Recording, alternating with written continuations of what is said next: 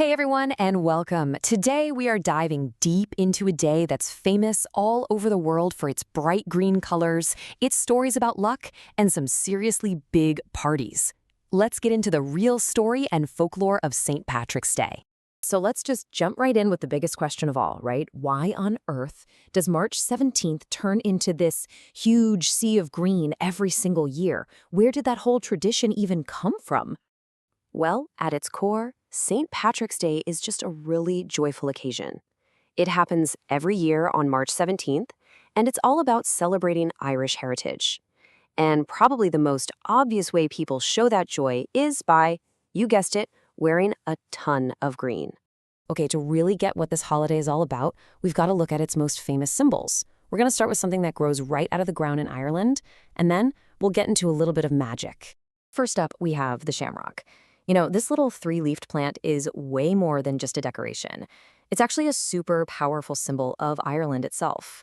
The legend is that St. Patrick used its three leaves to explain the idea of the Holy Trinity, which really sealed its spot in Irish culture forever. But the day isn't just about history and plants. There's this feeling of magic in the air, for sure. And that brings us to another icon of the holiday, a much more mischievous one. And there he is, the leprechaun. This little magical guy is a huge part of Irish folklore. So what's his deal? Well, he's famous for one thing, hiding a pot of gold at the end of the rainbow.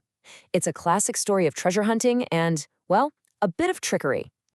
But here's the most important part of the whole legend. If you are smart enough and quick enough to actually catch a leprechaun, you're set to get some incredible luck. It's like the ultimate prize for outsmarting this little trickster.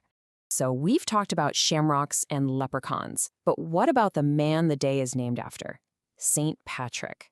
Let's get into the most famous and pretty dramatic story that people tell about him. So the story goes like this. It starts with a big problem. Ireland was supposedly just crawling with snakes. So what does our hero do? St. Patrick climbs up on a hill, and with this one epic, powerful move, he supposedly drives every single snake right into the sea. Now, it's funny because historians are pretty sure Ireland never had any native snakes to begin with. But hey, it's an awesome story that has stuck around for centuries. And there you have it. The legend gives this really dramatic explanation for what's actually just a simple fact of nature. There aren't any native snakes in Ireland. It's a tale that's totally linked to the image of the saint himself. All right, so from plants and magic to legendary tales, how does all of this come together today? Let's take a quick look at how people all over the world actually celebrate St. Patrick's Day. Today, it's a huge global party.